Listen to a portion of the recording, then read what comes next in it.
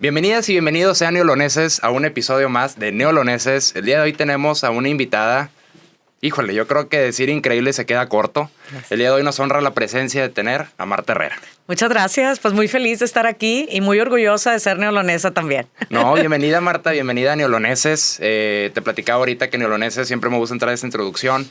Somos una asociación la cual buscamos engrandecer las bellezas y las bondades que tiene nuestro estado, y qué mejor que engrandecer a las personalidades que hacen que esta ciudad o este estado se distinga y se destaque a nivel nacional e internacional. Y no nos queda duda que el día de hoy con tu presencia pues vamos a lograr el objetivo. Digo, porque híjole, me gustaría entrar un poquito al tema de tu semblanza para entrar un poquito en calor, que conozcan todos tus logros que, híjole, yo creo que... Y era la versión corta, ¿eh? Aquí dice versión corta. 44 cuartillas. Ay, sí, no. Pero bueno. Marta Patricia Herrera González. Desde octubre del 2021 asumió el cargo como secretaria de Igualdad e Inclusión y coordinadora del Gabinete de Igualdad para todas las personas del gobierno del Estado de Nuevo León. Es licenciada en Estudios Internacionales por la Universidad de Monterrey. Cuenta con una maestría en Ciencias Políticas por la Universidad de McGill, una maestría en Negocios Multinacionales por la Universidad Adolfo Ibáñez en Miami, Estados Unidos, y la Deusto School of Business en Bilbao, España, así como múltiples diplomados en temas de negocios, dirección empresarial relacionado con comunidades y ciudadanía corporativa. En solo 2 años, su trabajo en la Secretaría de Igualdad e Inclusión ha impactado a más de 1.7 millones de personas. ¡Wow! A través de la política social denominada La Nueva Ruta, incluir para ser iguales, brindando y facilitando el acceso a derechos básicos y la calidad en salud, alimentación, educación, vivienda y trabajo e ingreso digno. Cuenta con una gran experiencia profesional dentro del sector privado. Dentro de Cemex se desempeñó como directora de Responsabilidad Social y Desarrollo Comunitario a nivel nacional y posteriormente como directora global de Impacto Social. A través de su trabajo en el sector privado, las iniciativas y las acciones que encabezó impactaron de manera positiva a más de 16.1 millones de personas en México, mejorando la calidad de vida de más de 400 comunidades marginadas. Su visión global le permitió desempeñarse en 2017 a 2021 como presidente del Consejo de la Red Mexicana del Pacto Mundial de las Naciones Unidas, implementando y generando alianzas estratégicas con distintas empresas con presencia internacional e incorporando la Agenda 2030 de las Naciones Unidas en sus objetivos. Al mismo tiempo, fue presidenta de la red ARICE en México y vicepresidenta de ARICE Onder. Arise, sí, Arise Global. Arise, ok. Arise. A nivel global, donde fomentó la consolidación de un ecosistema de resistencia para tomar acciones reactivas y correctivas para desarrollar comunidades sustentables, particularmente aquellas en condiciones vulnerables. Ha liderado el establecimiento de más de 500 asociaciones mundiales con gobiernos, universidades y organismos multilaterales, empresas, organismos no gubernamentales. Su activismo y liderazgo la ha llevado a integrar más de 30 consejos y mesas directivas de múltiples organizaciones de la sociedad civil de Nuevo León, México y el mundo. En 2010 fundó el Centro Cemex Tech para el desarrollo de comunidades sostenibles, con el objetivo de fomentar e implementar proyectos sociales con un alcance en más de 90 países. Finalmente, ha recibido más de 40 reconocimientos a nivel local, nacional e internacional por su trayectoria, entre los que destacan el premio Leading Woman Award, otorgado en Suiza por el Consejo Mundial de Negocios para el Desarrollo Sostenible. Su gran labor de servicio a los demás ha llevado a ser nombrada como una de las 100 mujeres más poderosas por el Grupo Expansión por más de 12 años. En la edición de 2022, la revista Forbes México la reconoció como una de las 30 mentes más sostenibles en México. ¡Wow! Muchas gracias. Y es la versión corta. No, muchas gracias. Pues Marta, primero que nada, muchas felicidades. Esto creo que poco que conocemos o hemos conocido a través de la semblanza de ti, increíble. Pero nos gustaría, ya sabemos la Marta semblanza de sus logros profesionales, pero aquí en Neoloneses nos gusta conocer desde el inicio. ¿Quién es Marta Herrera?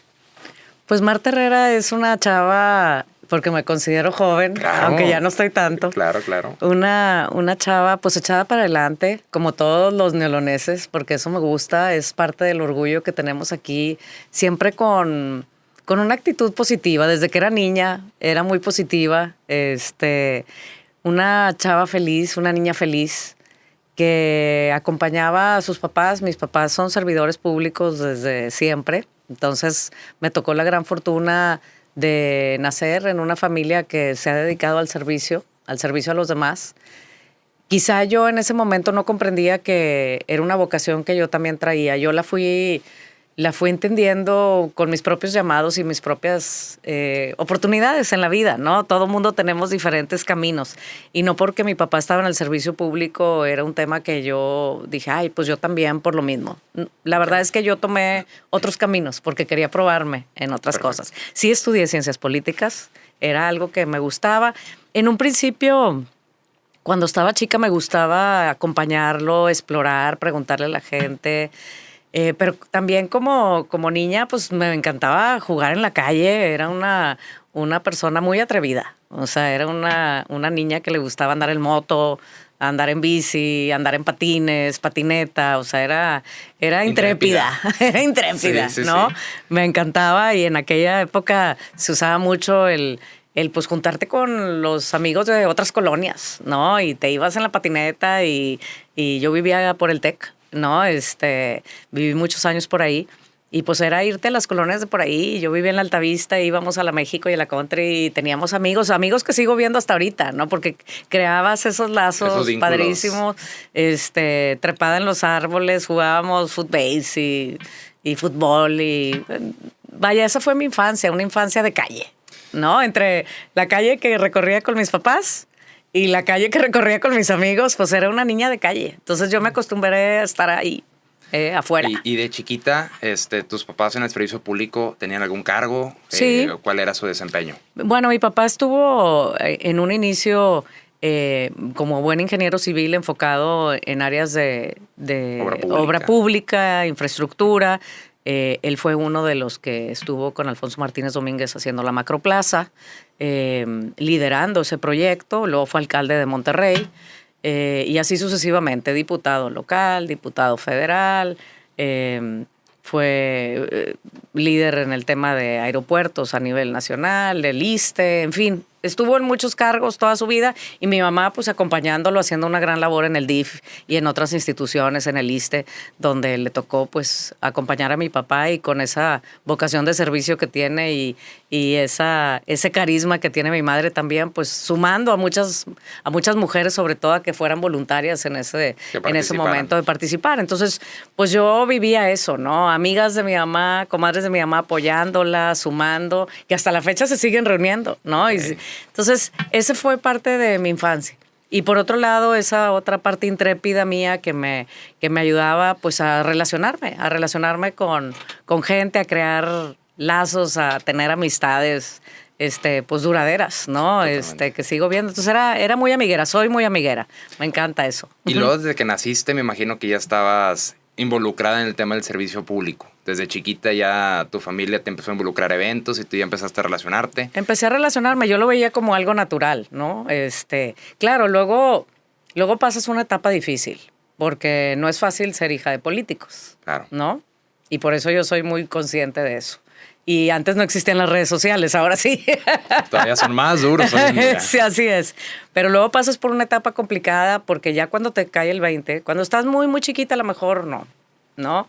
Quizá ahorita sí, pero antes no había redes sociales, el bullying era más disfrazadón, ¿no? Pero en la adolescencia sí empiezas a escuchar más, ¿no? Claro. Y te empiezan a señalar, a decir. Entonces, yo quizá por eso siempre me mantuve a lo mejor más callada con esos temas, ¿no?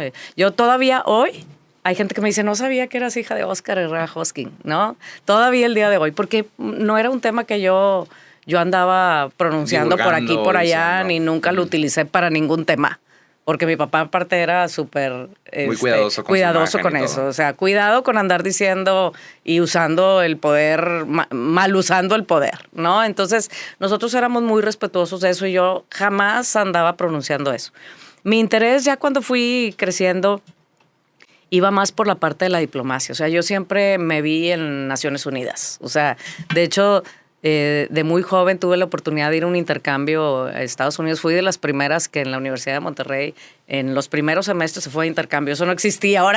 Ahora van y vienen y padrísimo. Pero en aquella época hasta salimos en el periódico. O sea, fue un acontecimiento, ¿no? Primera generación de estudiantes que va a una universidad. Fuimos a Penn State, a una universidad de intercambio. Entonces, mi intención era conocer de otros países y estando allá fuimos a Naciones Unidas y yo recuerdo, tenía unos 16 años, porque antes empezábamos a estudiar mucho más chicos. Tenía 16 años y me paré enfrente de aquel podium de las Naciones Unidas, nos dieron un tour y dije, yo un día voy a estar aquí, ¿no? Eso era algo que me encantaba. Y quería estudiar para ser diplomática, para ser embajadora algún día. O sea, esa era... Era tu intención. Era mi intención en aquella época. No entendía quizá el todo, pero quería estudiar eso, quería estudiar para diplomática. Y en esos momentos se abre una nueva carrera aquí en Nuevo León. O sea, me tocó abrir brecha en muchas cosas porque de repente yo ya andaba buscando irme a la Ciudad de México a estudiar porque aquí no encontraba la oportunidad. Y sale en el periódico, nace una nueva carrera, se llamaba Estudios Internacionales en aquella época, pero nace la carrera de Estudios Internacionales en la Universidad de Monterrey. Y dije, de aquí soy. Yo había estudiado la prepa en la UDEM. Que imagino que ahorita es Relaciones Internacionales. Así es. Okay. Pero así fue como dije, me quedo aquí y estudio esto porque esto es lo que me gusta. Era una enamorada de estudiar la historia, las culturas de otros países. Por eso te digo que traía todo ese tema. Pero al mismo tiempo me pasó algo importante que he platicado ya muchas veces, que es que gracias a que yo estudié en la UDEM, y en la UDEM desde la prepa te impulsaban mucho a hacer tu servicio social. Entonces, pues a lo mejor como que entre obligado y no, tuve la oportunidad de hacer mi servicio social cuando yo estaba en la prepa en una escuelita. Y eso marcó un rumbo en mi vida, como un llamado muy importante a esa vena de servicio que yo tenía, porque iba a dar clases a una escuelita los sábados para ayudar a los niños que iban en rezago. O sea, y después del semestre y de que cumplí mis horas de servicio, les dije a los niños, háganme una cartita, ¿no? Para Santa Claus, porque les voy a traer unos juguetes. Yo pensando en la parte material, ¿no? Claro. Y una de esas cartitas cambió mi vida, porque decía licenciada. O sea, yo era una chava, una de prepa, ¿no? Tenía 15 años. Decía licenciada, yo ya no necesito que usted me regale ningún regalo en Navidad, porque mi regalo ya me lo dio y es que mi mamá ya no me golpea, ¿no? Entonces ahí me cayó el 20 de decir, oye, yo lo que hacía era, pues cuando llegaba la mamá por el niño, platicar y decirle que su hijo era súper brillante y que su hijo tenía una chispa, era súper inteligente. Entonces, yo creo que la mamá cambió su actitud con él y con sus hermanos después de eso, que a lo mejor, pues nadie sabe qué equipaje trae la señora, ¿no? Nunca la juzgué, pero la verdad es que yo me di cuenta que tenía la capacidad de abonar en la transformación de las vidas de otros a través de mi palabra, a través de pues mi atención, mi acompañamiento, quizá mi empatía. Y dije, oye, Marta, con lo que sabes hacer, sin a lo mejor de haber tenido la intención, pudiste cambiar la vida de un niño. ¿Qué pasa si te preparas, si estudias, si aprendes, si realmente estás consciente? Entonces, desde ahí mi vida cambió, realmente me enfoqué, empecé a ver qué quería estudiar realmente. Me gusta mucho la psicología, o sea, aparte de lo que a lo mejor quería empezar a explorar en aquellos momentos era la psicología, pero cuando encontré la carrera esta también dije, por aquí es una combinación que me gusta de escuchar, por un lado, ayudar, pero por otro lado, el tema de la historia, las culturas, entender el pasado. Cómo ha funcionado qué para traerlo para acá, ¿no? Sí, cómo ha evolucionado la humanidad a través de la historia. Porque como dicen, el que no conoce la historia está condenado a repetir. Así es. Entonces, esa parte me encantaba y bueno, pues estudié eso. Al mismo tiempo me esforcé por trabajar al mismo tiempo que estudiaba, porque sabía que uno de mis objetivos era irme a estudiar una maestría fuera. Igual, en aquella época no se estilaba impensable. No era impensable, y menos una mujer. O sea, cuando yo les dije a mis papás, mis papás siempre nos crearon muy, muy libres, ¿no? Pero sí con una condición. En lo que escogieras, tenías que echar todos los kilos, ¿no? O sea, ¿no? Echarle todos los kilos. Realmente concentrarte. Mi papá era un visionario en ese sentido porque quizá él no tuvo esa oportunidad, pero siempre estaba, mijita, estudia inglés. Y yo, estudia inglés. ya estudiaste inglés, estudia otro idioma. Y yo, estudia francés. Y entonces era como un condicionamiento sutil, pero era un condicionamiento, ¿no? Computación.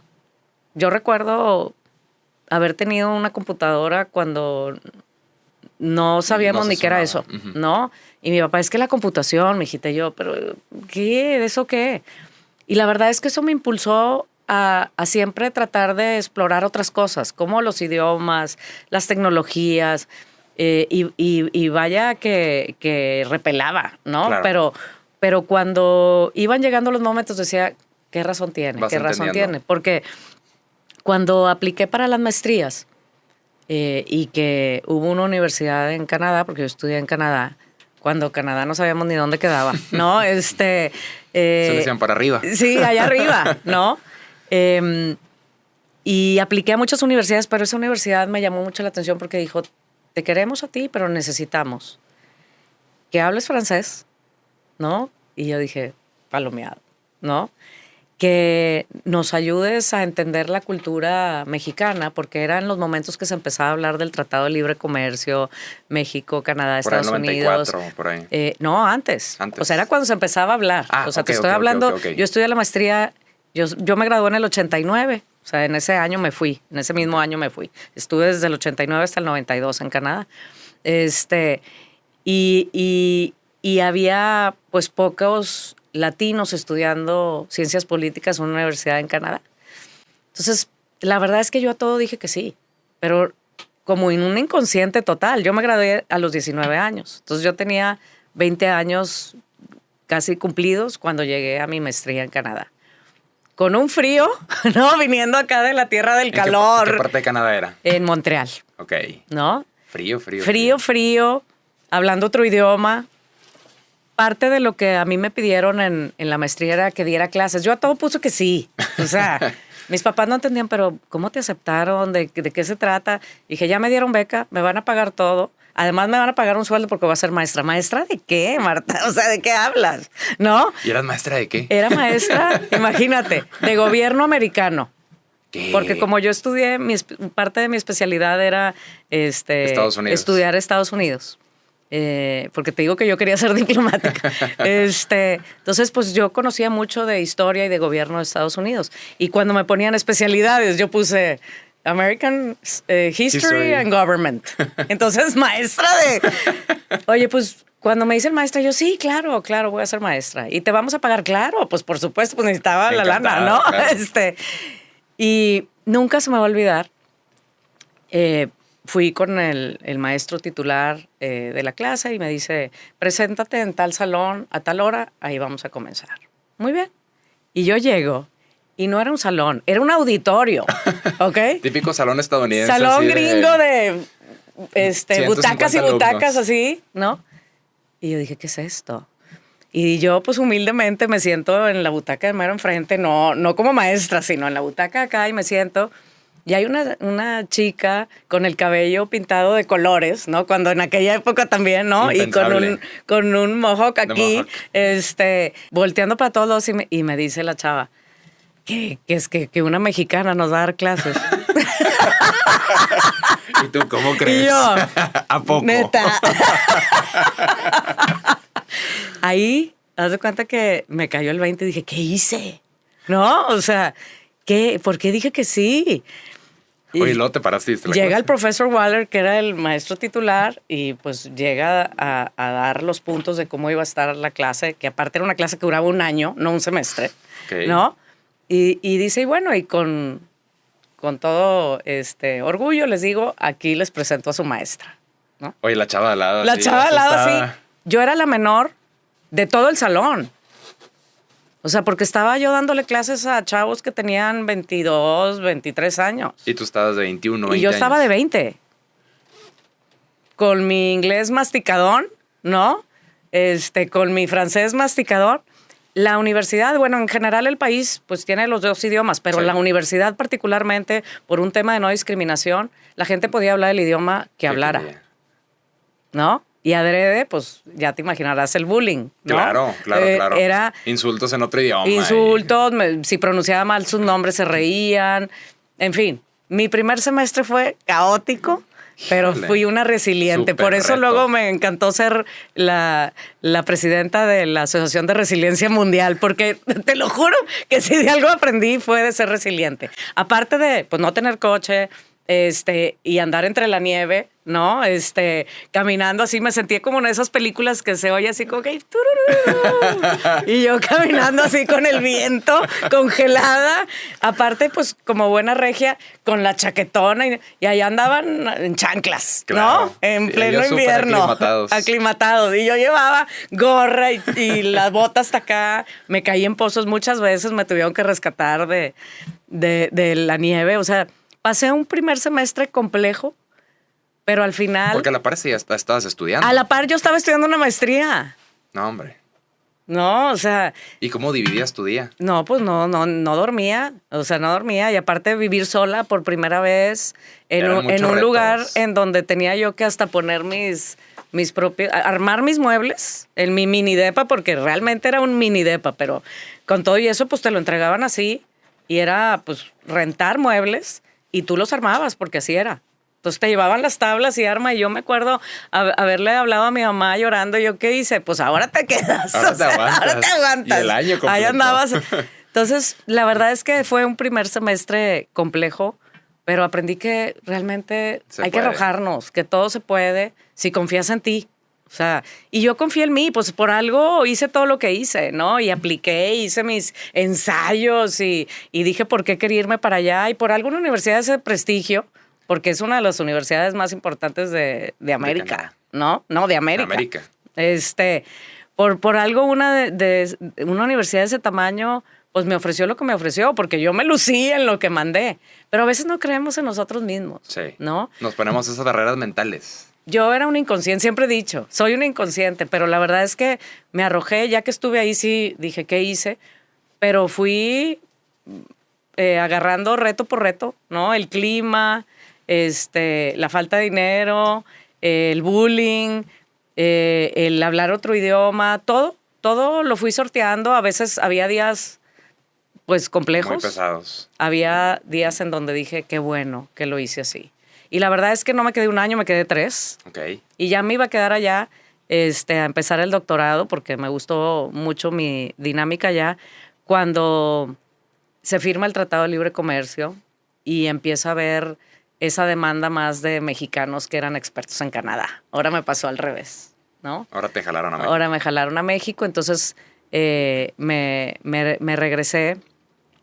Me regresé otra vez a mis tierras. Y bueno, ahí empezó mi viaje en estos temas. Me concentré mucho en los temas de comercio, entonces trabajé al principio para Bancomex, que era la banca de desarrollo. Trabajé para la CAINTRA aquí, para apoyar con todos estos temas. Trabajabas como la persona que les daba la sensibilidad comercial entre los países, ¿me Así supongo? es, Ok. así es. Y cómo desarrollar innovaciones que permitieran a las empresas conocer más a esos otros países. O sea, fue una época también muy divertida porque se empezaron a crear misiones comerciales de México hacia otros países. Canadá una parte, pero también a Europa, Asia. Entonces yo me llevaba a los empresarios de aquí a misiones. Estuvimos, por ejemplo, con los muebleros en Italia, y estuvimos en Asia, y los del vidrio los llevábamos a Europa, la parte alta, en fin. Me tocó una experiencia muy, muy padre con los empresarios, desde los organismos intermedios y desde la banca de desarrollo, a conectar, ¿no? A conectar quién quisiera comprar, con quién quisiera vender, exportaciones, importaciones. Pero eso también tenía que ver con lo cultural, ¿no? Claro. Porque no es nada más cómo vendo y cómo compro, sino, oye, Marta, ayúdame ¿Cómo me con el siento? idioma, ¿Cómo le digo? cómo le digo. Entonces, esa era la parte que a mí me gustaba, más que la transacción, Claro. era la parte Como cultural. todo el proceso. Todo el proceso. Entonces, así inicié, así fue como al apoyar al sector de materiales de construcción, conocí a personas que trabajaban en Cemex y un amigo muy querido, que también ahora está en política, pero un amigo muy querido me dijo, ¿y por qué no aplicas acá a la empresa? ¿Eso más o menos en qué año fue? Exactamente en el 94. Ok. ¿Ok? Hace unos 29 años. Sí. Bueno, mejor no decimos. Sí. Hace algunos meses. Sí. Estaba yo recién casada. Y me dijo, ¿por qué no aplicas? Le dije, no, pues digo, yo estoy bien aquí. No, apliqué. Le dije, aparte, pues esa empresa, pues es una empresa muy importante. Ahí hay pura gente que estudió en universidades prestigiosas. Hay puros hombres, ¿no? O sea, Aparte. y los hombres que trabajan ahí, les decía, eran o ingenieros o habían estudiado un MBA. ¿No? Y yo pues ni era ingeniera, ni era hombre, ni había estudiado un MBA. Yo era una mujer que había estudiado ciencias políticas y que tenía ideas locas de cómo transformar el mundo y cómo ayudar a la gente. Entonces dije, ¿yo qué voy a hacer ahí? O sea, seguía yo con esa espina de, ¿y si entro al sector público? Entonces, entré al sector público un tiempo. Ok. Estuve en la Secretaría de Comercio Exterior. Ok. Pero me di cuenta en ese momento de que yo necesitaba en mi vida algo más estructurado. No podía estar pasando de un día el De sección a programa A, sexenio. otro día el no sé qué. Yo soy súper organizada, súper estructurada y necesitaba algo más que embonara conmigo. Por eso siempre le digo a los chavos, chequen bien cuáles son sus valores y encuentren algo que embone, porque si no, no puedes desarrollarte a tu máximo potencial porque estás frustrado permanentemente. Entonces no me sentí cómoda en ese momento en el sector público, la verdad. Okay. No embonaba con mi forma de hacer las cosas. Entonces apliqué para el puesto de Cemex. Fue peor que aplicar a la maestría. O sea, eran entrevistas y entrevistas y entrevistas. Filtros, algo súper sofisticado, pero al mismo tiempo que me retaba. Y yo decía, lo voy a lograr y lo voy a lograr. Y tuve la gran oportunidad de que me escogieran. ¿Y ese puesto cuál era? Entré como gerente de un área que era casi nueva en Cemex, aquí porque primero entré en Cemex México. Okay. Un área nueva, particularmente enfocada al área de planeación. Okay. En esa área de planeación necesitaban especialistas de diferentes temáticas. Economistas, especialistas en temas comerciales, en temas políticos. Y bueno, ahí fue donde yo dije, a mí me gustaría entrar a esa parte. Los temas políticos. Y ahí entré. Pero como también siempre digo, cuando uno trae la pasión por dentro, la vocación clara y el propósito, no importa en qué puesto estés. Tú te vas colando y metiendo en lo que... Terminas en donde es tu vocación. ¿No? Entonces, de estar ahí, pasé al área de comunicación, porque a mí me encanta la comunicación. Es algo que creo que nos falta hacer más y mejor, ¿no? Entonces, me metí al área de comunicación y luego vi cómo la empresa a lo mejor no se estaba comunicando muy bien con todos sus públicos. Y uno de sus públicos más importantes eran las comunidades vecinas a la empresa. Un público súper importante, pero que en aquellas épocas las empresas trabajaban más hacia adentro. Era como yo decía, de la barda para adentro. Y de la barda para afuera no se sabía nada. Okay. No era una forma de trabajo, era hacia adentro. Era que la producción fuera bien hecha, de calidad, que los empleados... Pero hacia afuera no sabíamos nada. Y obviamente los entornos eran muy relevantes. Claro. Entonces empecé a comunicarme con los de afuera. Y de ahí empecé a saltar con eso, empecé a estudiar. La empresa me dio muchas oportunidades la empresa. Para mí siempre Cemex fue la gran universidad, adentro y afuera, porque me dio chance de estudiar. Entonces yo dije, esto de cómo comunicarte con las comunidades hacia afuera, esto ya debe existir en el mundo. Entonces me fui a estudiar a Boston, iba y venía, pero estudié en Boston en el Centro Corporativo de Responsabilidad Social. Estuve estudiando la especialidad en responsabilidad social con todas las empresas top en el tema, sí. Porque ahí iban al centro a estudiar. Entonces estuve yendo y viniendo por 2 años, estudié esa especialidad en responsabilidad social. Yo creo que fui la primera persona en México que tenía esa especialidad. Y empecé a interiorizar eso a la empresa.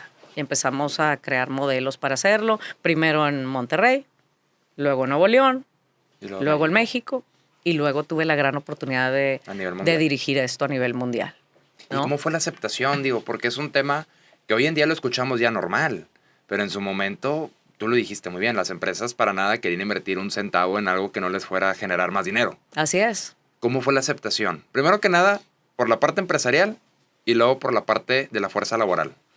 Mira, esa es una pregunta que me encanta que me hayas preguntado porque no fue tan sencillo. Hay gente que me dice, es que bien padre tú porque eres una persona que te gusta lo social y estabas en un puesto social. Le dije, no se confundan. Por supuesto que la vocación la traigo, pero el puesto lo creé yo. Nadie me lo dio. Sí. Y eso es algo que podemos hacer en todas partes cuando realmente le compruebas a la empresa el valor que puedes generar. Y así fue como entre lo que la empresa ya hacía hacia adentro, pudimos combinar lo que había que fortalecer hacia adentro, porque todavía había cosas que fortalecer, sobre todo abrirle brecha a las mujeres en una industria muy masculina. Claro. Y por otro lado, el tema de cómo comunicarte con ahora, como le llamamos, con tus públicos de interés, ¿no? Pero pues era con las universidades, con las colonias vecinas, con los organismos, con las ONGs aledañas, en fin. ¿Cómo te conectabas con esos públicos y qué idioma había que hablar? Quizá yo fui muy buena al principio para comunicarme con los de afuera, pero no fui muy asertiva para comunicarme hacia adentro, porque yo pensaba que mis historias románticas de todos somos socialmente responsables iban a hacer eco internamente. Y para nada. Y no. O sea, y no porque no fuera una empresa con una filosofía y vocación. El ingeniero Zambrano tenía una vocación social y era un filántropo enorme, ¿no? No era eso, era cómo bajar eso a todos los niveles y que entendiéramos que esto no era un área paralela, pues. No, el área bonita de la que hace las fiestas, yo decía el área de fiestas y posadas. No es el área de fiestas y posadas, esto es un tema de la filosofía de una empresa, pero esto no fue de un día para otro, ¿no? Y a tu pregunta es entendiendo el hablar el idioma de las personas, el entendiendo cómo le generas valor al otro. Me tomó tiempo, sí. Inclusive, y esto pocas veces lo cuento, pero es algo... En exclusiva. Sí, en exclusiva. Es algo que sí hice, es que me fui a estudiar un MBA. O sea, finalmente dije, bueno, a lo mejor no tengo la narrativa adecuada, a lo mejor no estoy entendiendo... No estoy logrando como convencer el ese tema tipo de negocio, Uh-huh. ¿no? Expansión, ya no me acuerdo el año, pero... hace muchos años, cuando tenía 38 años por ahí. Hace algunas semanas. Hace algunas semanas me dio el premio de la promesa del año, del Grupo Expansión. Y parte del premio era darte una beca para estudiar en el extranjero. Okay. Yo pues tenía mis hijos chicos. Y mi respuesta inicial fue, no, mira, yo ya estudié todo lo que tenía que estudiar. Ya tengo 2 maestrías, ya tengo unas especialidades. Yo ya, ¿no? Familia, o sea, tengo niños chicos, porque aparte era una beca para estudiar en el extranjero. Entonces dije, no, pues yo ahorita no me puedo mover. No, pero es de que puedes ir y venir, ¿no? Son 2 semanas al mes, que vas y vienes por 1 año. Y yo, no, de verdad se los agradezco, se los cedo a alguien más, déselo al segundo lugar, al tercer lugar. Yo no la puedo aceptar. O sea, qué pena, pero estoy en un momento complejo. Mi hijo tenía pues unos 10 años por ahí, me acuerdo. Entonces, mis papás me acompañaron a México a recibir el premio y cuando regresé, yo siempre involucraba mucho a mi familia. ¿Cómo te fue? No me llevé a mi hijo, equivocadamente. ¿Cómo te fue, mamá? Y le dije, es que me dieron un premio. ¿Y qué te dieron? ¿Qué te sacaste? No, los niños. Claro. ¿Qué te dieron? ¿Qué te sacaste? Enséñame. No, juguete. les dije, me regalaron una beca para estudiar. Ay, qué padre. ¿Y qué vas a estudiar? Le dije, no, mi amor, no la acepté. Porque ahorita, pues, no es mi momento. Y vi su cara de decepción. ¿No? Y más 10 años. Sí, así de, ¿pero por qué? Pues es tu premio. Y yo, pues, porque el tiempo con ustedes y aparte trabajo mucho y viajo mucho. Y me dijo, pero es tu premio. Me fui a dormir con eso y me cayó el 20 que dije, a ver, Marta, escucha, ¿no? Otra vez, conciencia. Por algo, o sea, tú no pediste ese premio, por algo te está llegando, escucha. Pues al día siguiente les hablé a los de Expansión, le dije, sí, lo acepto. Entonces, me partí el queso ese año, ¿no? Porque estudié en la India, estudié en Chile, en Miami y en Bilbao. Y estuve así por 1 año. Viajando, estudiando el MBA. Y aparte los viajes de la empresa. Aparte los viajes de la empresa, ¿no? Y de verdad fue súper duro, pero fue la mejor experiencia de mi vida. ¿Por qué? Porque me cayeron los 20 de que no estaba hablando el idioma del negocio. Sí, sí me captaban y me decían, Marta, qué padre lo que estás haciendo, síguelo haciendo en la empresa. Échale ganas. Échale ganas, pero no me quites el tiempo, yo estoy comercial, o sea, Claro, yo o estoy no me quites el vendiendo, tiempo, estoy yo soy el produciendo. financiero. O no me quites el tiempo. Yo recuerdo, era un español, el de operaciones en Cemex, en aquella época, y me decía, Marta, no me quites el tiempo. O sea, yo sí tengo cosas importantes que hacer. Qué bueno que estás haciendo lo tuyo. Pero yo acá, son las máquinas, ¿no? La producción. Yo decía, pero es que va junto con pegado. Cuando entendí cómo tenía que generarle valor al otro para que el otro me entendiera lo que estábamos hablando, todo cambió. Cambió todo. Todo cambió. Y empezamos a generar una estrategia ya de negocio que, bueno, yo creo que Cemex fue la primera empresa o de las primeras empresas que lograron ser distinguidas por sus estrategias de sostenibilidad y responsabilidad social en México y a nivel mundial, ¿no? Y en su momento, cuando en México no existía pues un modelo al cual pudieras utilizar, digo, siempre es bueno tener competencia o comparación porque te ayuda a mejorar las áreas. Al no existir aquí en México, ¿cuál fue tu punto pues ahora sí, de inspiración, de decir, oye, en tal país tienen este modelo, lo quiero replicar, o fue tal cual un modelo desde cero? Pues mira, había algunas empresas que no eran similares a nuestra industria, entonces era difícil al 100% incorporar esos modelos, pero estaban, por ejemplo, las de las tarjetas de crédito, ¿no? Una American Express, una Visa, que tenían modelos de responsabilidad social, estaban las de los relojes, estaban las de los coches, en fin. Había ya empresas, tanto en Estados Unidos como en Europa, las japonesas, algunas, que ya tenían modelos, pero todavía no había un modelo probado para las industrias pesadas como estas, ¿no? O para la minería. Entonces empezamos a trabajar de manera conjunta. O sea, yo siempre he sido una enamorada de hacer las cosas en alianza. Entonces toqué la puerta de la competencia, ¿no? Y empezamos a elaborar juntos programas a profundidad que tanto a ellos les había funcionado como a nosotros nos había funcionado, y empezamos a trabajar como industria, como cementeras, inclusive con otras industrias similares.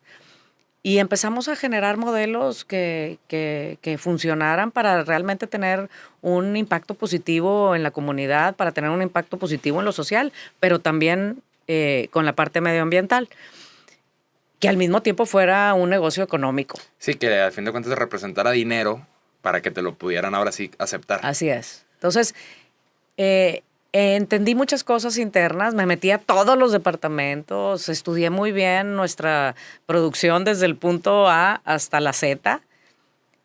Apoyé también a nuestra cadena de valor, porque no era nada más la empresa, sino las empresas que nos proveían y a quienes le vendíamos. Entonces, me empecé a meter en todo ese movimiento a profundidad y pues participé. Ahora sí, empecé a hacer alianzas con aquellos temas que a mí me resonaban 15 años antes, ¿no? Que eran las Naciones Unidas. Entonces, empecé a participar en las mesas de negociación para crear los objetivos de desarrollo sostenible a nivel mundial y estuve muy metida en esos temas. Cemex lideraba esas mesas. En fin, así me fui metiendo hasta que me nombraron presidenta del Pacto Mundial de Naciones Unidas aquí en México, que al mismo tiempo seguí yo en Cemex. O sea, no eran temas que... Sí, era un tema... era un tema más como aparte... empezamos a crear centros, como el centro que creamos con el TEC, ¿no? ¿Por qué? Porque yo era una enamorada del emprendimiento. O sea, siempre he estado muy cerca de las y los jóvenes. Es un tema que me apasiona. Y una de las cosas que me decían es que yo, a ver, Marta, tengo muchísimas ideas, pero nadie me pela. No tengo el financiamiento, quiero abonar, porque los chavos ahora traen ese chip, sí, ¿no? Y no me dejarás mentir, tú que eres joven, ese chip ahora sí ya de quiero contribuir. Pero ¿cómo? Traigo estas ideas, pero no sé cómo. Entonces creamos un centro. ¿Cómo puedo buscar que me apoyen? Que como tú lo comentas, creo que las universidades de un tiempo para acá y ya gobierno últimamente se han empezado a abrir ese tipo de puertas. Pero como jóvenes, en su momento, a mí me tocó pasar y muchos otros hemos vivido también ese tema, que tienes unas ideas, quieres hacer algo, pero no sabes ni qué puerta tocar. Buscas la primera que ves y te la cierran. Así es. Y lo peor es que en ocasiones dices, bueno, es un tema social. malo fuera que, bueno, tengo un proyecto que me va a llenar el bolsillo. No, en ocasiones son proyectos sociales que te dices, oye, pero yo quiero ayudar. Entonces creo que todo eso que sumó, y en su momento me tocó escuchar de Cemex Tech, y pues muchas cosas muy buenas. Sí, la verdad es que creamos un ecosistema muy padre. Hacíamos varias cosas en el centro, pero una de ellas era el tema de emprendedores. Y encontramos mejores prácticas. Empezamos aquí en Nuevo León con las universidades. Luego lo abrí a México. Y luego ya el esquema era mundial. Sí. Recibimos a participantes de más de 70 países en los proyectos. Y eran proyectos padrísimos que empezamos inclusive a comunicar para que otros se sumaran. Y me encantaba ser mentora. O sea, sigo siendo mentora de muchas personas, particularmente de jóvenes. Y sigue habiendo esa necesidad. A ver, Marta, traigo esta idea y ideas fenomenales, pero no tengo financiamiento o no tengo quien me eche la mano para Capital Semilla o no sé con quién hablar o con quién sumar para fortalecer mi idea. Entonces, en ese momento, ese fue una plataforma que ayudó a muchísimos jóvenes a que ese pudieran crecer. Así que eso es parte de lo que seguí haciendo, ¿no? Hasta que llegó el llamado al otro tema. Digo, en toda la experiencia que tienes de Cemex, creo que formó bastante y las oportunidades que te abrieron ahí dentro de la empresa, te dio oportunidades que pues a lo mejor en otros lados hubiera sido más complicado.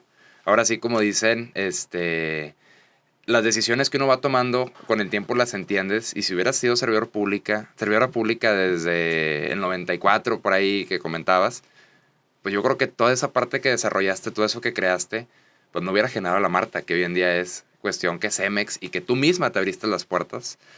Y lo más importante es cuando haces el cambio de transición, porque a mí algo que me llama mucho la atención es esa transición entre la iniciativa privada y gobierno, que todos como ciudadanos entendemos que de repente vemos que existe un conflicto, hay un pleito, no existe esa armonía. ¿Cómo fue para ti esa transición, Cemex, de decir, oigan, pues me retiro, me voy? ¿Cómo fue esa parte para decir, me voy al llamado del servicio público, ahora sí con todo?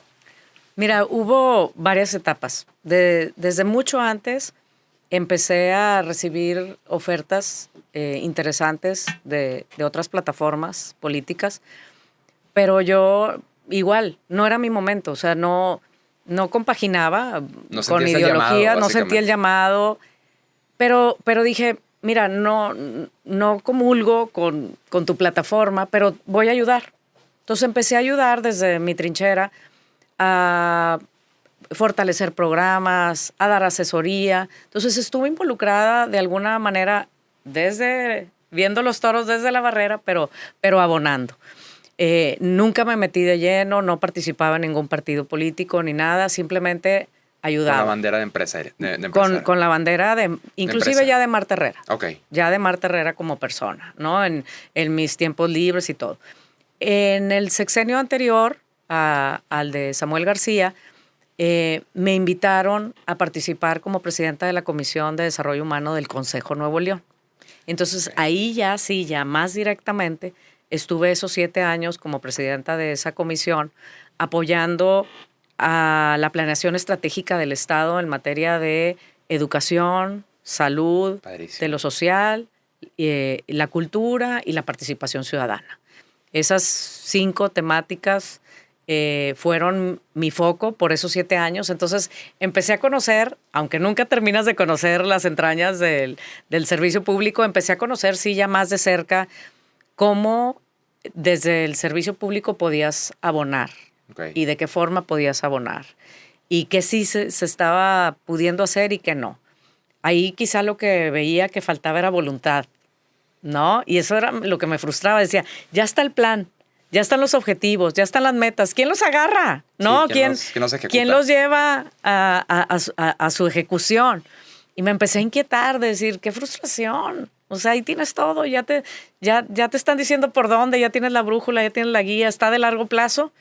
Y no hay la voluntad política, nadie los agarra, nadie le interesa. No, y luego la típica de gobierno, es que las leyes no lo permiten. Así es, ¿no? Oye, pues cambia la ley, ¿eh? Exacto, pero pues no hay ese interés. No hay esa voluntad política, así como es. Entonces, ahí sí ya estuve más cerca. No adentro, pero más Ya cerca. empezaste a conocer las Ya entrañas. empecé a como conocer las dices. entrañas y sí llegué a ese momento de decir, híjale, por eso estamos como estamos.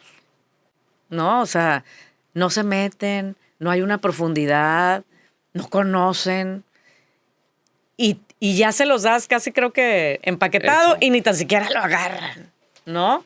Y para mí sí era una frustración porque yo sí soy una persona, por algo entré al área de planeación estratégica 25 años antes en CEMEX. O sea, sí soy una persona que le gusta planear, que le gusta Ver a tener futuro. una visión a futuro y saber, bueno, ¿y qué tengo que hacer hoy para lograrlo? Y ir, Y poner los pasos. ir con pasos e ir dando resultados. Yo soy una persona de resultados.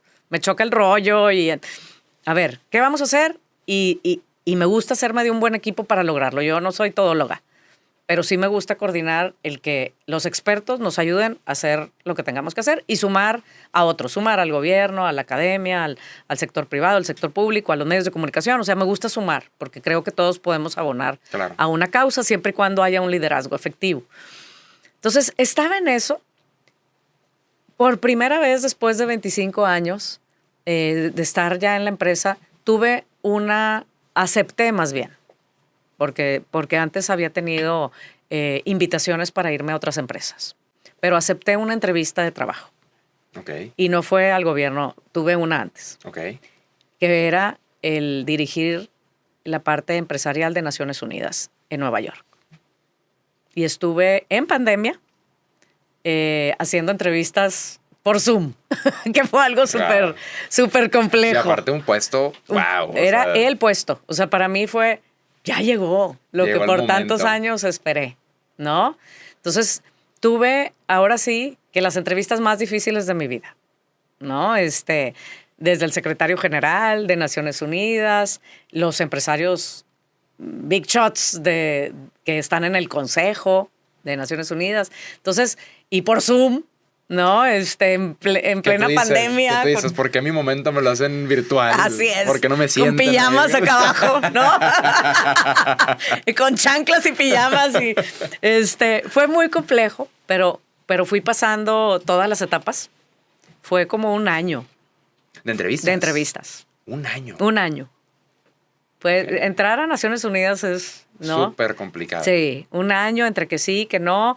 Creo que éramos 10 personas, luego 5, luego quedamos 3. Y eran 10 personas de todo el mundo. De todo el mundo. Ok. Quien se logró quedar con el puesto, una africana súper conocedora también del tema, y que también tenía que ver con decisiones políticas. Decían, no queremos que Latinoamérica sea quien Se involucre. dirija esto, Sí. ¿verdad? Pero gracias por participar. Y la verdad es que te frustras, te decepcionas, porque he tenido esos quiebres en mi vida. O sea, nada ha sido miel sobre hojuelas, ¿no? Para He tenido nada. muchos nos antes de llegar al sí. Y ese fue un no que dolió. me dolió porque lo traía, ¿no? Porque yo me había visto ahí.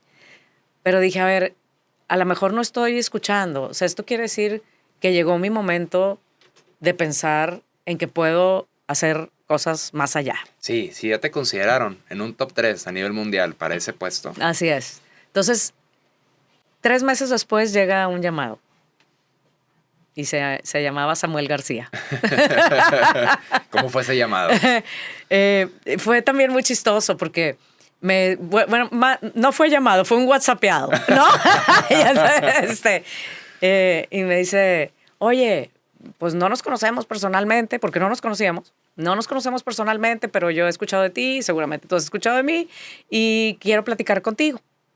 Yo en mis alucines dije, es por lo del Consejo Nuevo León, porque yo todavía estaba en el Consejo Nuevo León y quiere, como él va a estar en campaña, De candidato, quiere apoyo, que lo ayude a ver cuáles son los temas, ¿no? Y pues yo tenía conocimiento de 5 temas que no eran menores, entonces dije, es para eso. Entonces, él me cita para platicar y yo voy con mi equipo. O sea, yo ni tan siquiera... Sí, con tu equipo de Consejo Del Nuevo León. Consejo Nuevo León, para platicarle sobre educación, sobre salud, sobre participación ciudadana, sobre lo social. Y veo que se me queda viendo. hola, hola, y saludando a todos de, bueno, ¿y esto ¿Y qué? qué onda? No, entonces pues Toda la él ni comitiva. modo, le llamó a su equipo porque dijo, esto ya es otra Y cosa. así hizo mesa de trabajo. Entonces, pues hicimos una mesa de trabajo padrísima, estuvimos ahí 2-3 horas platicando y ya, bueno, pues gracias, aquí te dejo un documento, yo siempre, ¿no? Muy profesional, Muy aquí te ejecutivo. dejo lo que gustes y mandes. Y a los 5 minutos me vuelve, oye, ¿cuándo nos vemos? Le dije, pues te acabo de ver. No, pero es que era para otra Personal. cosa, ¿no? Y ya fue cuando tuvimos esa plática, que pues, la verdad yo me sentí muy honrada, pero le dije ¿Él que no. estaba todavía en campaña? ¿O Él ya iba a estaba? iniciar apenas Iba a la iniciar campaña. apenas campaña. Iba a iniciar la campaña. Le dije, no. Lo mío no es esto. O sea, yo te ayudo de fuera. Me dijo, de fuera nada. Ya sabes cómo es, ¿no? Totalmente. De fuera nada. O me ayudas o nada. Totalmente. Y le dije, no, pues es que mira, yo estoy ayudando a otros, ¿no? O sea, tengo otros amigos en otras plataformas y estoy ayudando, ¿no? Estoy, con el conocimiento que tengo de estos temas, ya estoy abonando. ¿Te vienes o no? Y sí tuvimos varias pláticas, ¿no? Le dije, así como está, no. Le dije, porque yo no voy a ser adorno de nada, Claro. ¿no? O sea, tengo ya 30 años, 30 y tantos años en el Mucha sector experiencia. privado, como para decir, oye, quiero un florero aquí, vente porque... No. O sea, sí, es porque Vamos a ayudar. esto va a cambiar. La Secretaría de Desarrollo Social, como existía, le dije, pues Era adorno. no te sirvo ahí, te Era voy a adorno. estorbar, ¿no? No quiero ni que se llame así. Eso no sirve, eso no abona a lo que realmente yo quiero que hagamos. Y él me dijo, vamos a hacerlo, me encanta la idea, vamos a crear unos gabinetes que trabajen de manera colaborativa, porque eso yo le decía, el tema de colaboración, esto no se hace con una sola secretaría, hay que hacerlo por gabinete, hay que trabajar de manera coordinada. Y segundo, el tema del desarrollo social lo hacemos todos, entonces no es una Secretaría de Desarrollo Social. Es todo el gobierno. Es todo el gobierno haciendo lo que tenemos que hacer y nosotros como Secretaría, y le dije, de Igualdad e Inclusión, sí somos quienes vamos a luchar por crear las políticas públicas que logren tener ese piso parejo para que todos podamos trabajar hacia ese mismo fin. Entonces dijo, va. Y así fue cuando ya en campaña me dijo, ¿te vienes o no? Y yo, espérame, bueno, cuando ganes. Le dije, y me dijo, no, señor. O sea, vamos a ganar juntos. Vamos a ganar juntos. Y fue difícil. ¿Sabes quién otra vez me ayudó a tomar la decisión? ¿Quién? Mis hijos. O sea, yo tratando de, no, pues es que la política y no, yo ya estoy de este otro lado, yo ya estoy a 4 años de jubilarme, o sea, yo, no, o sea, y quiero otras cosas y voy a seguir luchando por irme a otros Intereses sociales, países y llegué yo a la casa y esperando no, mamá, no te metas, ¿no? Fue, ¿what? Con Samuel, con Mariana. Claro que sí, o sea, ¿por qué no?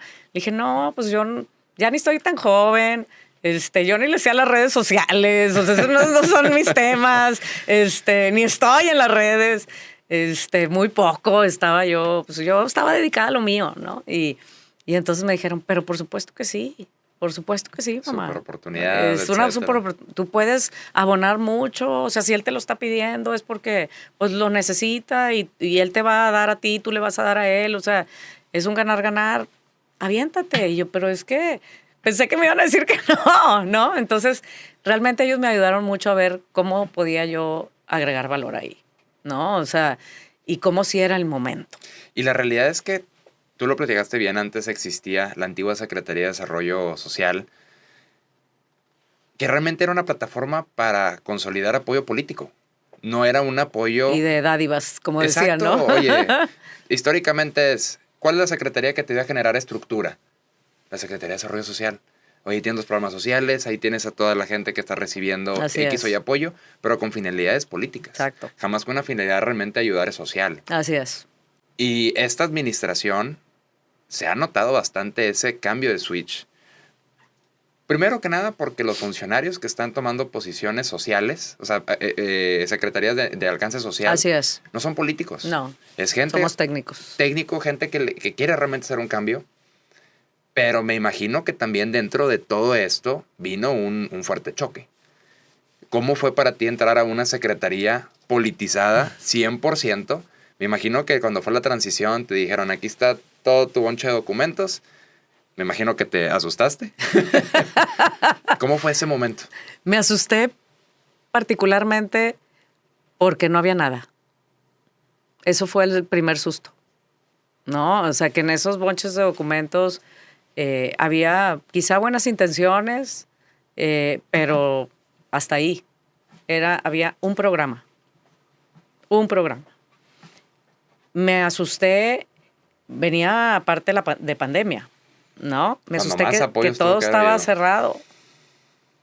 Y tú sabes que cuando algo se cierra, se abandona. Claro. Entonces, la infraestructura social que había en el estado estaba abandonada, robada. Tenían 2 años de no haber ido a las oficinas. Todos los centros comunitarios estaban rotos, abandonados. No había nada de infraestructura y no había nada de carnita. Y la gente pues venía de estar 2 años de no haber asistido a trabajar. Entonces, yo me acuerdo que dije, entré el primer día y había muy pocos y dije, mañana quiero a todos aquí, a todos. Y el que no aparezca no se le paga.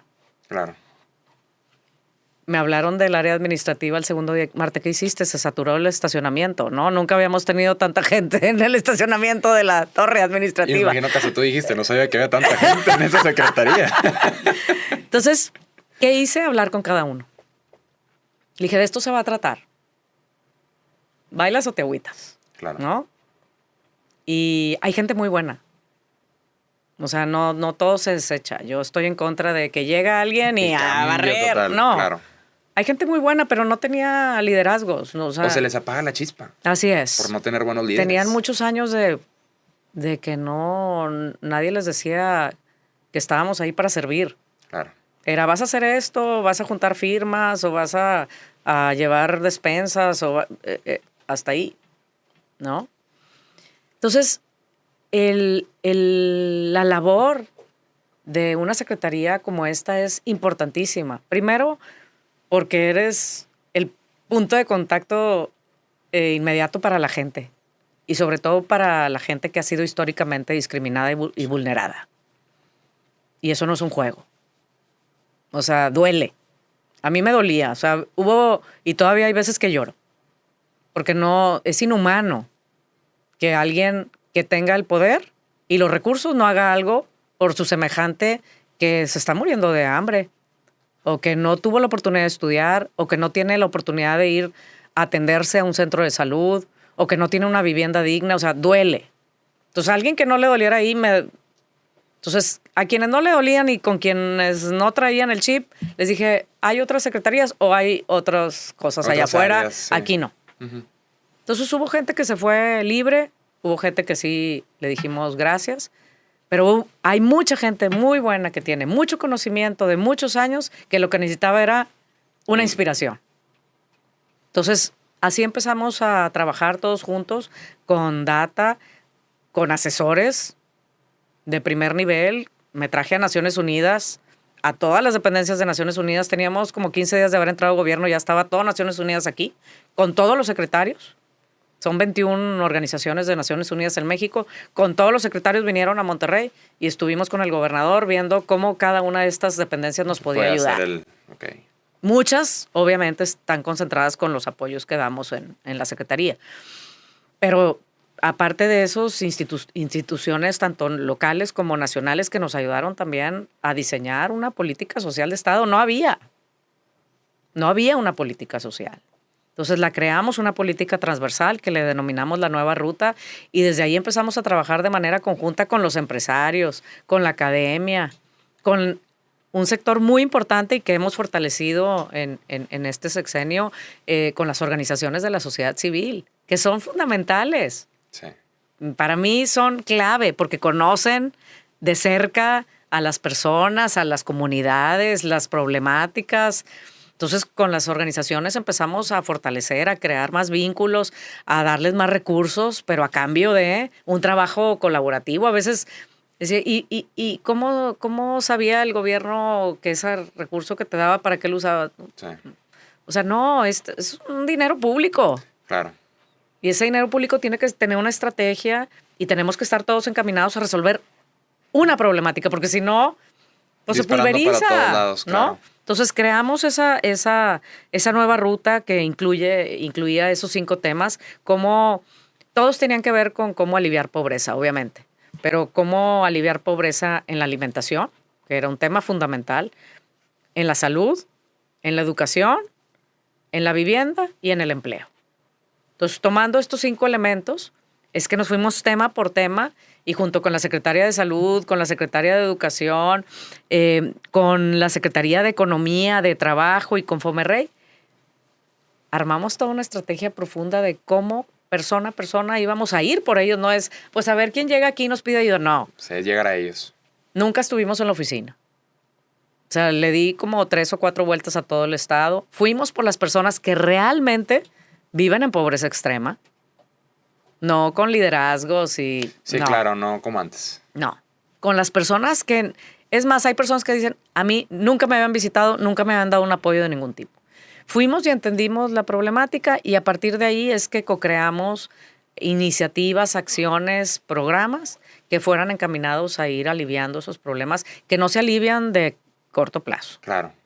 Son de largo alcance. Una persona para poder tener una movilidad a lo mejor se tarda unos 8 años, 10 años, pero en un acompañamiento que damos de 3 años Puntual. puntual, podemos ver cambios, porque no nada más le ayudas a un tema de una transacción, sino le ayudas a que tenga un seguro de salud, que pueda estudiar o terminar sus estudios y su familia también. Si tienen a alguna persona con discapacidad, cómo se le apoya, entender muy bien cómo está distribuidos los sueldos dentro de la familia, cómo podemos abonar a ello, cómo lo conectamos con la Secretaría de Trabajo, cómo le damos crédito para sus emprendimientos con la Secretaría de Economía, cómo mejoramos su vivienda con Fomerrey o nosotros mismos, en fin, toda una serie articulada de acciones que te permiten ahora sí tener una movilidad social.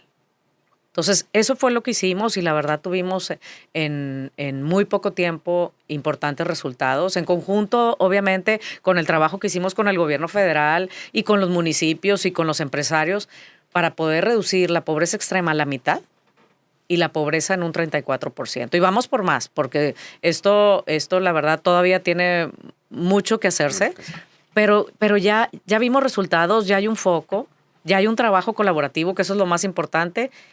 Y sobre todo, el que podamos atender realmente a quien lo necesita. Eso es para mí lo más importante. Aquí no hay favores a nadie, ni dádivas, ni asistencialismo en lo que dura el gobierno para... Fines no, políticos. No, porque no se vale. No podemos jugar. Y aparte la gente, los ciudadanos y las ciudadanas ahí ya están hartos de eso. Porque no son tontos, saben que cómo se juega ese juego. Speech, El cada mismo 6 años, speech. cada 3 años. Y a lo mejor nosotros no éramos tan populares en nuestro speech y a lo mejor no andábamos ahí regalando nada, pero la gente fue entendiendo. Porque aquí, aparte de Nuevo León, la gente no anda pidiendo cosas. La gente quiere empleo. Sí. La gente quiere que le eches la mano para lograr algo más y no que le andes regalando. Porque eso, pues, si le regalas una vez, le vas a tener que estar regalando permanentemente. Incluso creo que en Nuevo León, y hablando a nivel federal, sabemos que existen muchos programas sociales que son asistencialistas. 11,000. Y es demasiado dinero y gente que está recibiendo dinero que en ocasiones dices tú, oye, no lo necesita, no tienen un control. Pero aquí en Nuevo León en específico me he dado cuenta que la gente está en contra. O sea, es un estado que obviamente tiene sus necesidades, tienen sus áreas vulnerables. Sin embargo, la gente no es de la idea de estiro la mano y me entregas. Es salgo y busco trabajo para conseguirme lo que yo quiero. Y sí hay poblaciones a las que hay que ayudar. O sea, yo siempre he dicho, hay un tema de atención urgente para poblaciones como las infancias. No había un solo programa para infancias, ni uno. ¿Por qué? Porque como no votan, no era importante crear nada para ellos. Y para nosotros fue el foco. O sea, si no le inviertes a las infancias, nuestro futuro está perdido, ¿no? Entonces había que apostar a las infancias. Hicimos una estrategia de primera infancia de primer mundo. O sea, comparada con países desarrollados de primer mundo. El segundo, realmente, las personas que tienen alguna discapacidad, que no pueden, algunas de ellas, emplearse como para subsistir.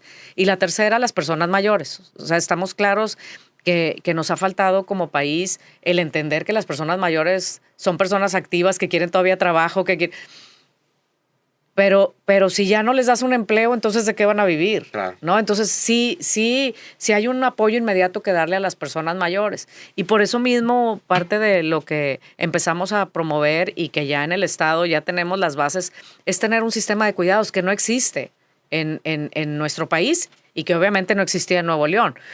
Pero es ese derecho que tenemos todos de cuidar y de ser cuidados, que en otros países existe y que hay obviamente una economía del cuidado. Sí. Entonces, todas esas ideas, pues ponerlas a la práctica, no nada más que sean ideas, cualquiera puede leer un libro, sacar, existe esta idea, sí, pero ¿cómo lo haces? ¿Cómo lo vas a ¿Cómo hacer lo haces? realidad? Pues hay que construir consensos, hay que planear con otros, hay que quitarte el ego de yo fui, no. Realmente tener la vocación de corazón y no de promoción. Así es. Oye, Marta, y sabemos que ahorita pues estás contendiendo, estás como candidata para el Senado de Nuevo León. Creo que traes una sensibilidad, pues ahora sí, muy directa de lo que sucede en nuestro estado. Y todo esto, ¿cómo buscas empatarlo a través del Senado? Bueno, tú dijiste hace rato algo bien importante y es que los funcionarios públicos podemos llegar hasta donde la ley no lo permite, que es real.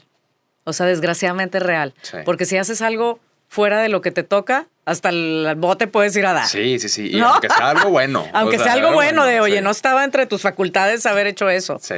¿No? Y a veces te desespera. Y hay cosas que sí hay que hacer. O sea, por ejemplo, en el tema de migrantes yo me metí, no es una facultad del Estado, pero nos metimos, porque no era posible que nadie estuviera atendiendo esa circunstancia. Y la verdad es que nos ha ido muy bien. Pero hay cosas que definitivamente hay apoyos que puedes dar dentro de lo que te toca como facultad, pero hay cosas en las que sí no te puedes meter. Y hay cosas estructurales que hay que cambiar de fondo. Entonces, cuando se me da y el partido me da esta gran oportunidad de poder contender para el Senado, dije, claro que sí. Porque el Senado es la casa del federalismo, es donde puedes representar al Estado, es donde puedes hacer cambios estructurales a marcos legales, es donde puedes hacer exhortos, donde puedes construir alianzas, donde puedes pedir cuentas a funcionarios, donde puedes lograr realmente entender de manera macro Todo México. Todo México. Y abonar no nada más a Nuevo León, por supuesto, sino a todo el país con estas mejores prácticas que nosotros ya hemos construido ahí y exportarlas a todo México y también aprender de México y traernos cosas para acá. Y entonces yo dije, es una gran oportunidad y vamos a ir con todo porque no quiero sentirme frustrada, no quiero sentir que podemos hacer más y no lo estamos haciendo. Entonces desde ahí, pues la intención es proponer cosas que logren o reformar normas o crear nuevas leyes que nos permitan ir el más allá en algunas temáticas que para nosotros son desafíos fundamentales que hay que atender. Fíjate que algo que admiro mucho de lo que estamos platicando, ya no hay candidatos con la preparación que tú tienes. En dos sentidos. La preparación empresarial, porque la realidad es que existen funcionarios de vocación desde muy chicos, pero tienes un desarrollo diferente, porque únicamente te enfocas en ciertas áreas, o a veces es muy limitado lo que ves por lo mismo de las leyes. Oye, es que yo no puedo salirme de este cuadrito porque si me salgo del cuadrito, así es. Cuestión que la iniciativa privada no. Ahí hasta donde tu imaginación tope. Creo que el desarrollo en ocasiones por fuera te logra ser un servidor público más sensible porque traes un panorama 360. Y además, ya no hay servidores públicos con diplomacia. Tú lo comentaste desde el chica, inicio. Siempre quisiste ser diplomática. Hoy en día, híjole, da mucha vergüenza a muchos candidatos, da vergüenza a muchos servidores públicos, personajes de muy alto nivel que no tienen ni siquiera la capacidad de tener una conversación con una persona de Estados Unidos. No te vayas a China, no te vayas a un país un poco más complejo en ocasiones de entender. Pero creo que son el tipo de cuestiones que en México, y hablando específicamente aquí en Nuevo León, faltan. Y híjole, qué padre tener la oportunidad de que alguien que está aspirando por una posición de representación Nuevo León, pero con impacto a nivel nacional, pues tenga la sensibilidad de las problemáticas, no meramente Nuevo León, porque estos últimos 3 años o 2 años y cachito has visto Nuevo León, pero tienes un conocimiento social a nivel mundial. Así es. Y además de Nuevo León, sabemos que vas a empezar a ver también necesidades o vas a empezar a contribuir en cuestiones a nivel nacional. ¿Qué ideas tienes? Digo, porque sé que ahorita Nuevo León, aunque nos critiquen, somos envidiados en muchos estados. ¿Por qué? Porque creo que se han hecho cosas muy buenas y son visibles. Por ende, al ser tan visibles, pues la gente les tiene envidia, pero otra gente, la gente que sí tiene una buena idea, las quieren replicar. ¿Cómo planeas tú ayudar a otros estados o cuál es tu plan? Mira, dos cosas de lo que dices muy importantes. A veces cuando hablamos de la diplomacia, ¿no? Decimos, no, es que la diplomacia es tratar de quedar bien con todo el mundo. No. Sí, no. No, es saber hablar el idioma, entenderte, construir puentes, pero eso no quiere decir que no sea firme, Claro. ¿no? Y que no defienda, sobre todo, porque sí soy muy dura en defender en lo que creo. No soy terca de mis ideas y mis únicas ideas son las buenas, no. Pero cuando ya está estudiado, cuando ya lo tengo documentado, cuando ya lo he vivido, entonces sí soy firme. Claro. Y levanto la voz, ¿no? Y defiendo y quiero justicia. Justicia social para mí es súper importante. Entonces, ese tema de la diplomacia que tú dices me encanta porque eso es lo que quiere decir. O sea, el poder tener esa mano izquierda, mano derecha, el poder construir puentes, pero al mismo tiempo ser firme y decir de frente lo que funciona y lo que no funciona. Y cómo le pones alternativas de solución a aquellas cosas que no. Claro. Entonces, a eso es a lo que nos estamos comprometiendo. Tanto Colosio y yo queremos defender y cuidar a Nuevo León de varios temas. Temas que no son ningún secreto para nadie, ¿no? Temas como la seguridad, en donde estamos claros que hemos avanzado. Y como tú dices, Nuevo León, pues la Fuerza Civil es la policía número 1 en todo el país. Sí. Pero con todo y eso, hay una sensación de inseguridad por lo que estamos viviendo y porque la estrategia federal ha fallado, ¿no? Entonces, necesitamos más recursos en lo municipal, necesitamos fortalecer nuestras policías municipales, necesitamos todavía más coordinación, necesitamos invertirle, y eso es un tema muy mío, invertirle a la prevención. Es más barato lo preventivo que lo correctivo. Así es. Sin duda alguna. Yo soy una convencida, y no nada más en términos de seguridad y de justicia, sino también en temas de salud, que la prevención te ahorra muchísimos gastos innecesarios de futuro y también te ahorra muchas problemáticas. En seguridad, pues obviamente se ha destruido el tejido social, nuestros jóvenes son presas del crimen organizado, no hay espacios en donde se puedan desarrollar, no hay oportunidades, entonces, ¿qué les queda? Sí.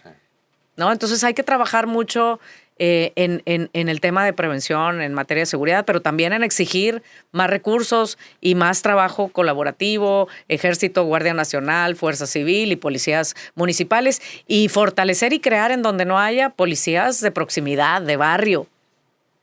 ¿No? Eso es un tema fundamental. Otro tema que no escapa a nadie es el tema del aire. El ambiental. Queremos un aire limpio, ya, todo, sí, pero no se hace de la noche a la mañana, y aparte no todo podemos echar la culpa a otros. Claro. Necesitamos entender en qué estamos colaborando nosotros a esos impactos negativos. Una parte muy importante, sí, es el tema de la refinería, y hay que modernizar la refinería sí o sí, ¿no? Tienes estados aquí, vecinos como Texas, en donde hay N cantidad de refinerías dentro de la ciudad. Y no pasan los problemas. Y no pasa lo que está pasando aquí. Uh-huh. Entonces, hay que ir a exigir. No queremos que se contamine, queremos que le inviertan en la tecnología que se necesita y que no nos mientan con los números y que no tengan otros datos. Pero hay que exigir eso, y hay que se aplique la ley y que también se analice no nada más desde la perspectiva medioambiental, sino los efectos que está teniendo en la salud. Claro. Por otro lado, energías limpias. ¿Cómo estamos motivando a las empresas a esa transición de energías limpias? Para que sea negocio, porque no es nada más de la noche a la mañana, ay, pues déjame... No. Es con un plan. Tiene que haber un plan, tiene que haber planes de las empresas de cómo van a reducir sus emisiones. Tiene que haber todo un tema de producir... gasolinas de calidad, no la que nos dan aquí la que nos venden carísima aquí para Nuevo León, a diferencia de otros estados. En fin, el tema del aire limpio es un tema urgente, ¿no? Que ya no puede postergarse, pero que tampoco es un tema que se arregla de la noche a la mañana. Claro. También tenemos que generar conciencia del impacto que tenemos nosotros manejando todos, cada uno nuestro coche. Entonces, no todo es echar culpas. Hay temas que se tienen que arreglar desde la industria, la refinería, pero también nosotros que estamos haciendo, ¿no? Y también ahí tiene que ver la movilidad, porque necesitamos una mejor movilidad para nosotros usar el servicio, público. el transporte público, ¿no? Entonces, como en los países desarrollados Totalmente. sucede. Sí, que te das cuenta, tú vas a Europa y las ciudades son ciudades caminables y al final entiendes que la gente no necesita un coche porque uno es carísimo tener un coche en un país europeo y dos, las ciudades están hechas para el peatón y el transporte es suficiente para todos. Así es. Entonces, es un tema importantísimo. El tema del agua, que es otro de los grandes temas que nos dicen. Entonces, ahí hay temas de corto, mediano y largo plazo. Corto, una gestión efectiva del agua. Tenemos claridad y mediciones del 60%, por el otro 40% no sabemos qué pasa. Entre que una partecita es fugas y la otra parte es robo. Claro. ¿Y dónde está el peso de la ley en el robo del agua? Eso debería ser lo más penado. Sí. O sea, es nuestro líquido vital. No ha llovido y la gente se la roba. ¿Cómo? Sí. Entonces, entender muy bien ese 40%, qué pasa, arreglar todo el sistema, en fin. Por otro lado está el mediano y largo plazo, que son todas estas alternativas para traer agua de otros lados. Llámese el proyecto del Pánuco, el proyecto que estamos impulsando Luis Donaldo y yo de la desalinizadora, ¿no? Que hay que entenderlo, pero hay que traernos agua de mar, esas son otras fuentes. Pero uno de nuestros grandes proyectos y propuestas para esta campaña es el agua del campo. O sea, hay veces que no lo traemos en el radar, pero del 100%, el 70% del agua de Nuevo León se va al campo. Sí. El otro tanto es para todo, industria, comercio, uso humano. Pero el 70 es el campo y de ese 70, el 40 se desperdicia. Sí. ¿Por qué? Porque no le hemos invertido a sistemas de riego de precisión, sistemas de riego temporal, en fin. Sí, generar una política. Fíjate que aquí en el podcast, la vez pasada invitamos a Armando Víctor. Así es. Subsecretario igual ahí de Sí. Desarrollo Regional. Y él comenta que sí aportan mucho, pero, bueno, creo que eso ya fue fuera del aire. Sí comentaba de la parte que hace falta un poco más de política en el sentido de establecer o estandarizar procesos para cuidar el agua en el campo. Así es. Entonces, hay que tecnificar el campo. Pero eso requiere un acompañamiento. Ya los productores del campo los han engañado por muchísimos años y les regalan una cosa y les regalan otra. Sí. Y eso lo único que ha generado es que eso lo venden y luego hay muchísimas adicciones ya en las familias del campo. Entonces, eso que no existía antes, ahora existe. Entonces, ya no es con regalarles que un tractor, que hay que hacer un proceso de acompañamiento para que los productores del campo puedan hacer un uso eficiente del agua. Y al mismo tiempo, esa agua nos quede para el uso humano. Para el uso humano. También responsable. También responsable. Porque ese otro 30% que se va en nuestras casas. Sí. ¿No? Entonces, otra vez el echar culpas, ¿no? Es que nosotros mismos, cuando hemos tenido agua, la hemos desperdiciado. Claro. Entonces, hacer conciencia también en ese tema. El otro tema es más recursos para Nuevo León. ¿Aportamos mucho? Recibimos poco. Entonces, vamos a seguir peleando por el tema de los recursos y el gran tema que es las propuestas del piso parejo, ¿no? Salud, educación. Y ahí, quizá en otro programa me puedo extender, pero son propuestas muy contundentes de cómo realmente lograr ese piso parejo, de cómo incluir a los jóvenes en ese proceso, qué vamos a hacer con las mujeres, qué vamos a ofrecer para las personas con alguna discapacidad, para las personas originarias de comunidades indígenas. En fin, traemos muchas propuestas específicas para lograr poner ese piso parejo. Y una de las grandes propuestas es crear un sistema nacional de cuidados. Eso es urgente. Eso es algo que necesitamos y que realmente va a traer mucho beneficio. Entonces, en todos los temas traemos propuestas muy concretas que desde el Senado creemos podemos potenciar para lograr esos cambios estructurales que se necesitan con una búsqueda de justicia, de valor y con mucha firmeza para lograrlo, porque no basta con prometerlo. Es cómo lo vas a hacer realidad. Sí. Que esa es la gran pregunta de todos. Bueno, y es todo, prometer no empobrece. Sí. Pero ¿cómo lo hace realidad? Pues con esa capacidad que tenemos de dialogar, con esa capacidad que tenemos de construir, de lograr consensos y de defender lo que aquí duele. Porque somos una comunidad echada para adelante, que hemos trabajado mucho, que trabajamos todo el tiempo y que realmente exigimos que tengamos lo que se necesita para lograr que esas buenas prácticas, que esos buenos programas que ya tenemos, como en salud, como en el campo, puedan potenciarse, puedan crearse leyes que los blinden y que no se queden en programas y que podamos también compartirlos con otros estados. Entonces, hacia allá vamos, estamos fortaleciendo nuestras propuestas con una escucha muy activa, estamos yendo a todos los municipios, estamos escuchando a las y los ciudadanos, estamos yendo puerta por puerta y todo esto lo estamos platicando con ellos y nos dicen, sí, pero así, sí, pero asá. Entonces estamos fortaleciendo y vamos a sacar pronto ya todo nuestro manifiesto de propuestas para ya enriquecidas con expertos, enriquecidas con las y los ciudadanos, para que eso sea nuestra bandera. La realidad es que en México creo que existe ya un desapego en que la gente no quiere conocer las propuestas o quieren ir a votar el día sin conocer qué es lo que hacen. Y creo que es bien importante que hoy en día, la labor que están haciendo ustedes de puerta por puerta, ya también muchos no lo hacen por el mismo, en ocasiones, el rechazo que la sociedad ya tiene con ciertos políticos. Pero, pues aún así, como ciudadanos tenemos la responsabilidad de estar informados. Por eso mismo, yo soy partidario en mis redes sociales, a cada rato subo el tema del voto informado, que la gente lo vea, que no es tanto un color, sino una persona y el proyecto. Eso es lo más importante al final del día. Entonces, sigan a Marta en sus redes sociales, Gracias. a Luis Donaldo Colosio. Sin duda, yo creo que va a ser una campaña victoriosa. Gracias. Ya después te invitaremos como senadora. Gracias. Y aquí tienes tu casa. Solamente tengo una última pregunta que yo creo que la audiencia a lo mejor se la puede hacer con todo esto. Han sido casi 3 años de un excelente trabajo en la Secretaría de Inclusión. Ahora que te vayas al Senado, ¿qué va a pasar con la Secretaría? Mira, eso es parte de lo que me preocupé hacer, porque ya sabemos que lo único que siempre tenemos seguro los funcionarios es que algún día no vamos a estar. Claro. ¿No? Entonces, yo me preocupé por blindar que esta estrategia de política social sea ley. Que estos programas no se queden en programas, sino que sean políticas públicas que se queden. Entonces, estamos en ese proceso.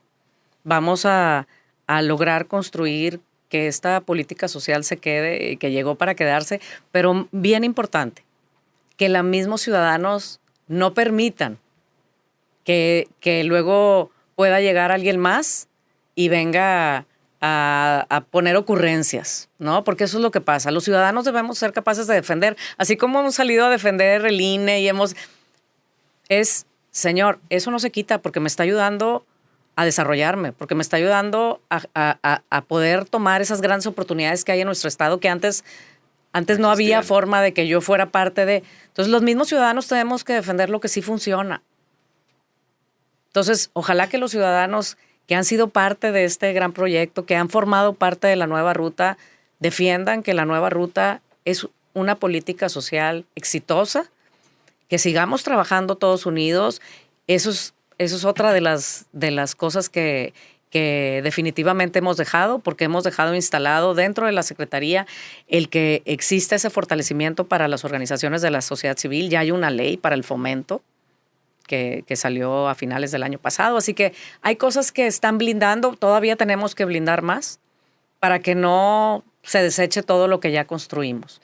Y obviamente que se queda un equipo de trabajo que trae esa filosofía, que ya no es nada más igual la ocurrencia de un líder, si se puede llamar así, ¿no? En ocasiones, pero que llegamos un equipo de trabajo con conocimiento, acompañados de organizaciones y organismos, incluyendo el Coneval, que nos audita, que vamos viendo los resultados, un Cómo Vamos, un Consejo Nuevo León, todas estas entidades que están hechas para eso, para que rindamos cuenta con transparencia de lo que estamos haciendo. Así que hemos estado blindando todo eso para que no recaiga en una sola persona que se va y ya se olvida. Y se cambia. Entonces se queda un equipo de trabajo que tiene conocimiento técnico, que sabe y que estoy segura el gobernador Samuel García va a seguir luchando porque la parte del gabinete de igualdad para todas las personas, que incluye la educación, la salud, la igualdad, el tema de mujeres, el tema de cultura, realmente permee y que se quede escrito en piedra.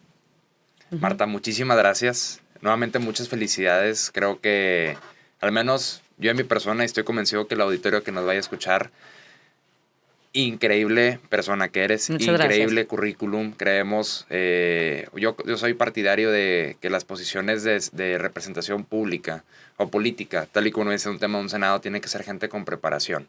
Entendemos que en el Senado los congresos se conforman de gente que cada quien es experto en una área. Por eso de repente ven actrices, futbolistas, Así etcétera, es. que yo no estoy peleado con eso. Sin embargo, creo que a México le hace falta mucha gente como tú.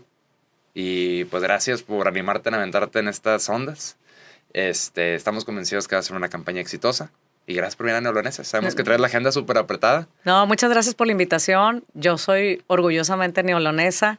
Estoy muy orgullosa de que hayan creado esta plataforma, porque qué padre que aquí podamos compartir las y los neoloneses lo que le hace bien a Nuevo León. Y lo que le hace bien a Nuevo León es que actuemos con pasión, que pongamos en el centro a las personas y que tengamos una meta clara de hacia dónde queremos llegar. Y estamos seguros que queremos que Nuevo León se convierta en el mejor lugar para nacer, crecer, educarse y vivir, y eso lo vamos a hacer entre todos. Así que gracias por la invitación, síganme en mis redes y sí, síganos para que entiendan quiénes somos, porque hay que entender quiénes somos y cuáles son nuestras propuestas. Esas dos cosas son bien importantes. ¿Cuáles son tus redes, Marta? Mis redes es Marta Herrera NL, Marta Senadora, Marta Love.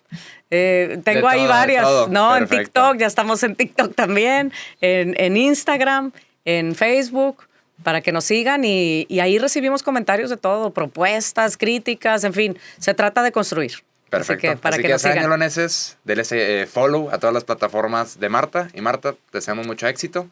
Y esta es tu casa. Muchísimas gracias. Muchísimas Saludos gracias, a todos y a Marta. todas. Hasta luego, neoloneses. Muchas gracias por un episodio más. Nos vemos en la que sigue.